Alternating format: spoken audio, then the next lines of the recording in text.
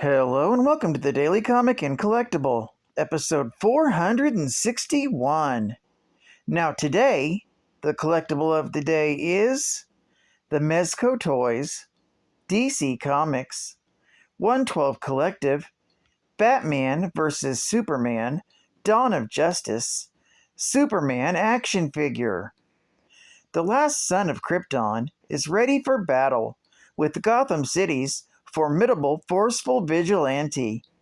Can Metropolis's most revered modern-day savior resolve his differences with the Dark Knight, while the world wrestles with what sort of hero it really needs?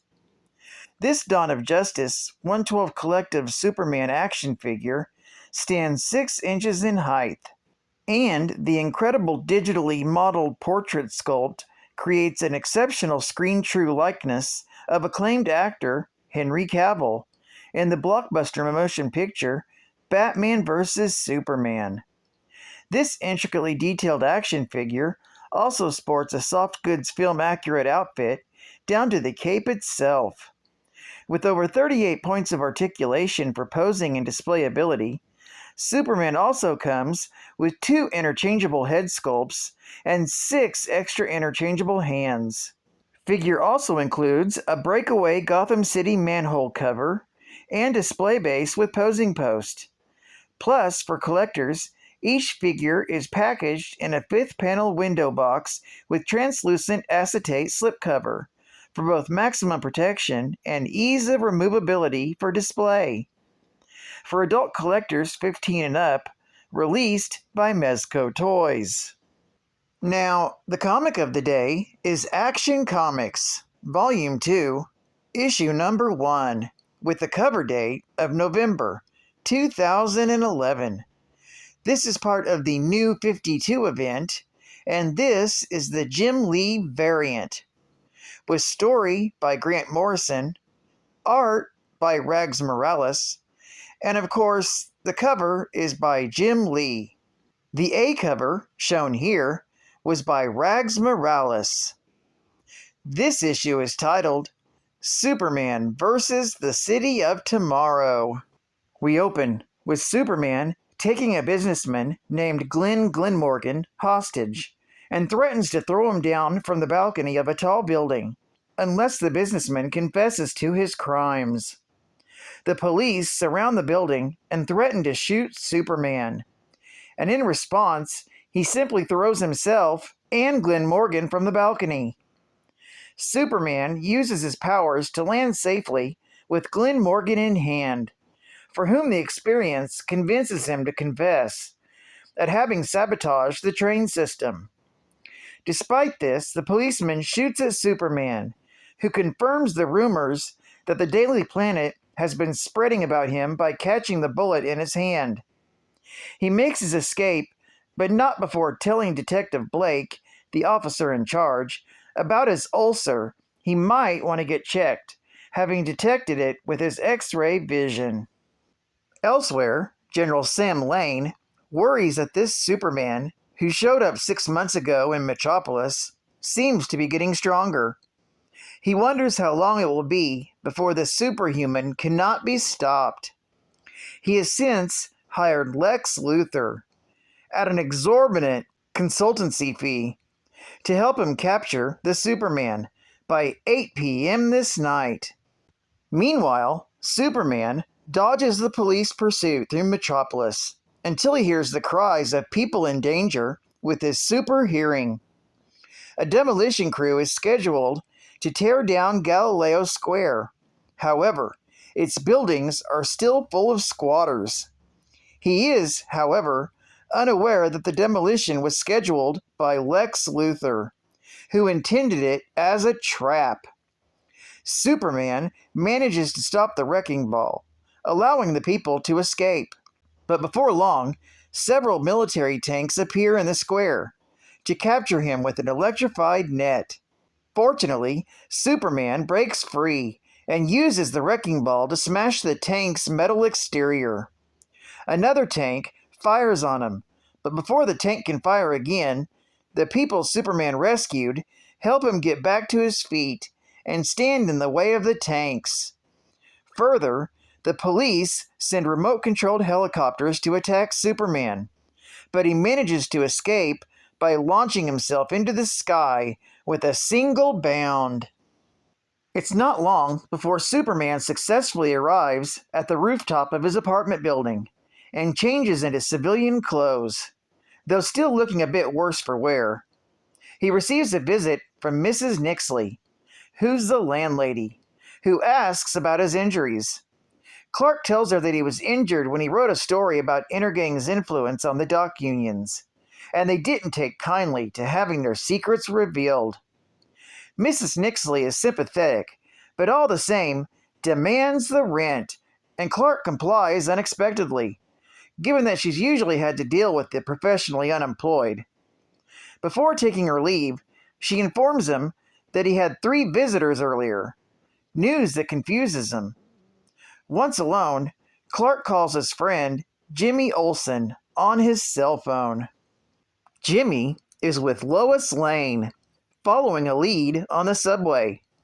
Clark tells him not to get on any train, as they were all sabotaged by Glenn Morgan in collaboration with Luther and a mysterious business partner, in order to kill Gus Guns Grundig and silence him.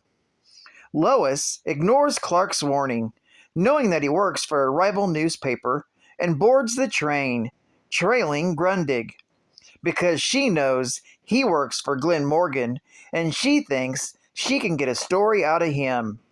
Unexpectedly, the train increases its speed, just as Grundig turns and pulls his guns on the young reporters. Learning from his boss that Glenn Morgan's plan has already begun to take place, Superman rushes to the train, realizing that Lois and Jimmy ignored his warning. Hurriedly, he stops the train with his bare hands, and the sudden jolt allows the passengers to take Grundig down. With only 2 minutes until 8 p.m., General Lane and Lex Luthor watch as Superman is pinned against a wall by the crashed train. Although Lane is upset that Luthor put his daughter's life at stake, Luthor justifies this by saying that he did manage to deliver the Superman, who is captured by the police in his weakened state. To be continued in Action Comics, Volume 2, Issue Number 2. Geek Fact: this is a key comic, being the relaunch of Action Comics, and the first appearance of Mrs. Nixley, the New 52 version of Mr. Mxyzptlk's partner, who first debuted as Ms. Guzabtulsons in Superman's pal Jimmy Olsen, issue number 52, from April of 1961. Bonus Geek Fact: Mrs. Nixley mentions 3 of Clark's friends stopping by. She's referring to the Legion of Superheroes, who have come back in time to prevent his death. Another bonus geek fact: despite this being the first issue of the New 52, most of the characters in this story had already previously appeared in the Flashpoint event. Advertising ad facts. Lego Star Wars The Padawan Menace Animated Special, as seen on Cartoon Network, is coming to Walmart on DVD and Blu-ray September 16th of 2011. A young boy named Ian, Commander Cody, and Yoda must go to rescue secret battle plans. However, when substitute teacher C-3PO and a class of Padawans go too, things become quite a bit more complicated. See more at starwars.lego.com. And welcome to the jungle. Welcome to the jungle. We got fun and games. You can do anything you want in the jungle with. What do you think you're doing? Sorry. Anyway, welcome to the jungle, the Lego Hero Factory. The witch doctor has cast a powerful spell over all the galaxy's creatures. Now it's the heroes who must gear up with special animal powers and camouflage to stop his sinister plans to tame the wild beasts.